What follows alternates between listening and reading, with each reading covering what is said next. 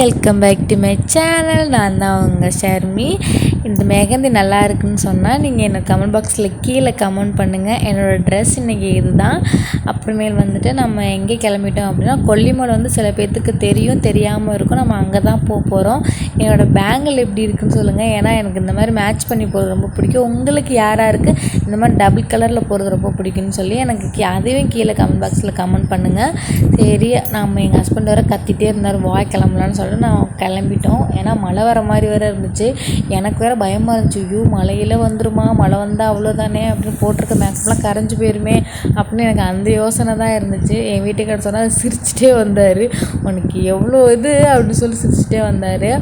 அப்புறமே வந்துட்டு நாங்கள் போயிட்டுருக்கும்போது ரொம்ப பசியாக இருந்துச்சு. காலைல ஒன்றுமே சாப்பிடல. அவர் டீ குடித்தார். நான் வந்து அந்த கடலை மாதிரி இருந்துச்சு, அதை வாங்கி சாப்பிட்டேன்.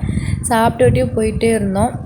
அப்போ எங்கள் வீட்டுக்காரர் சொன்னார், மழை வந்துருச்சு பாரு, வீடியோ எடு அப்படின்னு சொல்லிகிட்டே இருந்தார். நானும் மழையை பார்த்தா மழை கிட்டத்தில் இருக்கிற மாதிரியே இருக்குது, அதுக்கூட்டே வந்துட்டோமா அப்படின்னு. இல்லை இன்னும் கொஞ்சம் தூரம் போகணும் அப்படின்னு சொன்னதுக்கப்புறம் அங்கே தெரியுது பார்த்திங்களா, அதுதான் கொல்லிமலை. அந்த இடத்துக்கு போனோம்.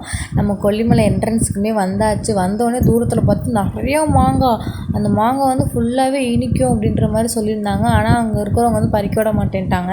ஆனால் எனக்கு அந்த மாங்காய் சாப்பிட்டு ரொம்ப ஆசையாக இருந்துச்சு. நம்ம வீடியோ மட்டும் பிடிச்சிக்கலான்னு சொல்லிட்டு வீடியோ எடுத்துகிட்டு இருக்கும்போது அங்கே கடைக்குள்ள ஒரு குட்டி பூனை வந்து அழகாக வந்துட்டு விளாண்டுட்டுலாம் இருந்துச்சு. ஆனால் நான் வீடியோ எடுக்கும்போது மட்டும் நல்ல பிள்ளையாட்டம் உட்காந்துக்குச்சு. பூனை நீயுமா சதி பண்ணுற அப்படின்னு நினச்சிட்டு நாங்கள் வந்து அந்த பெண்டுக்குள்ளே போக ஆரம்பிச்சிட்டோம். இந்த கொல்லிமலையோட பெண்டு வந்து மொத்தம் 72 பெண்டாம்.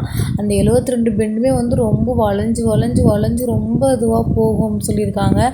பைக்கில் போனாலும் சரி, எனக்கு வந்து வாமிட் வரல. ஏன்னா வந்து எனக்கு கார் பஸ் எதுவுமே ஒத்துக்காது.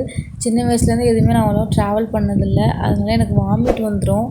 அதனால வந்து நான் எங்கேயாச்சும் போகிறாங்க பைக்கில் மட்டும்தான் நாங்கள் போவோம். அப்படிலாம் நாங்கள் ட்ராவல் போகவே மாட்டோம். அந்த பெண்டு வந்து இப்போ உங்களுக்கு நான் காமிக்கிறேன். இது வந்து அந்த மலை ஃபுல்லாக எப்படி இருக்குன்னு பாருங்கள். பனியாக இருக்குது. கீழே வந்து செம்ம வெயில், மேலே வந்து சரியான பனியாக இருந்துச்சு. அப்புறம் அந்த பெண்டு இதுதான், நாங்கள் நிற்கிற பெண்டு வந்து 10வது பெண்டுன்னு நினைக்கிறேன்.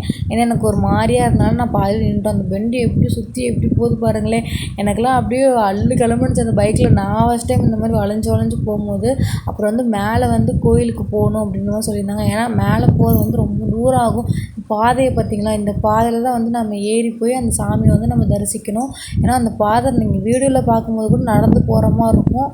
ஆனால் அவ்வளோ கல், அவ்வளோ பாறை, அதில் வந்து நம்ம பொறுமையாக நடந்து போகணும். இல்லைன்னா நம்ம உருண்டு கீழே விழுந்துருவோம். அந்த அளவுக்கு நம்ம சேஃப்டியாக போகணும், கவனமாக போகணும். அதோடு எனக்கு என்ன ஆச்சரியன்னா, சின்ன குழந்தைங்க முத கொண்டு ஏறினாங்க. பயப்படாமல் போய் ஏறினதும் எனக்கு ரொம்பவே ஷாக்கிங்காகவே இருந்துச்சு. அப்புறம் போனால் இங்கே பணியார கடை, இட்லி அந்த மாதிரிலாம் போட்டு மேலேயே வந்து நிறைய பேர் கடையெல்லாம் வச்சுருந்தாங்க. அதனால் அது கொஞ்சம் கஷ்டமாகவே இல்லை. ஏன்னா வாட்டர் பாட்டில், தண்ணி ரொம்ப தாகமாக இருக்கும். நம்ம கீழே இறங்கி எல்லாத்தையும் மேலே தூக்கிட்டு போக முடியாதுன்னு அங்கேயே எல்லாம் பாதி ஸ்டோர்லாம் வச்சுட்டு இருந்தாங்க. நானும் ஏறிட்டே இருக்கேன். என்னால் முடியல. ஆனால் உட்காந்துருவோன்னு சொல்கிறாங்க என் வீட்டுக்காரர். என்னால் முடியும் ஏறுனாங்க. நானும் என்னால் முடியும். பாதிரம் வந்ததுக்கப்புறம் அந்த மேலே மலை இதுதான் எவ்வளோ கிட்டே இருக்குது பார்த்தீங்களா. அங்கிட்டு தூரம் போகலாம், ஆனால் அவ்வளோ நம்ம போகக்கூடாது. எனக்கு ரொம்ப சறுக்கலாக இருக்கும் பாறை. அதனால் வந்து நம்ம கவனமாக தான் போகணும். அதனாலே சொல்லிட்டு நான் ரொம்ப நேரமாக என்னால் முடியும் அப்படின்னு எனக்குள்ளே ஒரு வச்சு நானும் மேலே ஏறி ஆரம்பிச்சிட்டேன். பாருங்கள், இதான் ஃபுல்லாக எப்படி இருக்குது பார்த்தீங்களா. சூப்பராக இருந்துச்சு கிட்டத்தில் மலையை பார்க்க. அப்புறம் என் ஹஸ்பண்டும் அந்த குட்டி பையனும் நடந்து போயிட்டு இருந்தாங்க. என் மையம் மாதிரி சொல்லுவேன்ல, அவங்க 2 பேரும் நடந்து போயிட்டு இருந்தாங்க ஜாலியாக. நான் வீடியோ எடுத்துகிட்டு அப்புறம் என்ட்ரன்ஸு ஃபுல்லாக கீழே பார்த்தோமா. மேலே வந்து நம்ம கோயிலுக்கு வந்து உள்ளே வந்துட்டோம். இதுதான் கோயில் வந்து ஃபுல்லாகவே சூப்பராக தான் இருந்துச்சு. அங்கே என்ன அப்படின்னு பார்த்தீங்கன்னா, அங்கே வந்து நிறைய பேர் வந்து நிறைய வேண்டுதல் வைப்பாங்களாம். அது என்னென்ன வேண்டுதல் வந்து நான் உள்ளே கோயிலுக்குள்ளே போனதுக்கப்புறம் உங்களுக்கு நான் வந்து அப்பப்போ வந்து அப்டேட் பண்ணிகிட்டே இருக்கேன். இது வந்து கோயில் வந்து என்ட்ரன்ஸில் வந்து குழந்த பிறக்கிறோன்றவங்களுக்கு, சீக்கிரமாக கல்யாணம் ஆகிறவங்களுக்கு வந்து இந்த மாதிரி அவங்க சேலையிலே கிழிச்சு வந்து கட்டுவாங்களாம். அப்புறமேல் வந்து இந்த மாதிரி மரத்துக்கு இடையிலாம் வந்து காசு இருக்குது பார்த்தீங்களா, அது வந்து என்னன்னு தெரில. நான் அங்கே கேட்கும்போது எங்கள் ஹஸ்பண்டுக்கும் தெரில, அங்கே இருக்கிறவங்க யாருக்குமே தெரில. ஆனால் அந்த மாதிரி காசு வந்து அந்த எல்லா மரத்துலேயும் வந்து நிறைய காசு வச்சுருந்தாங்க. அப்புறம் விசிட்டிங் கார்டு எல்லாமே அந்த இதில் கட்டி இங்கே பாருங்கள், அந்த காசு தெரியும் பாருங்கள். இதுதான் அந்த காசு. இது ஃபுல்லாகவே காசாக இருந்தது. எனக்கே ஆச்சரியமாக இருந்துச்சு. நானுமே வச்சேன். ஏன்னா எனக்கு இதெல்லாம் தெரியாது. இதுதான் அந்த சாமி. இந்த இடத்துக்கு தான் நம்ம உள்ளே இப்படி போகணும். இன்றைக்கி வந்து கூட்டம் இல்லாதனால நம்ம சீக்கிரமாக வந்துச்சு. அது வீடியோ எடுக்க பர்மிஷனும் கொடுத்தாங்க.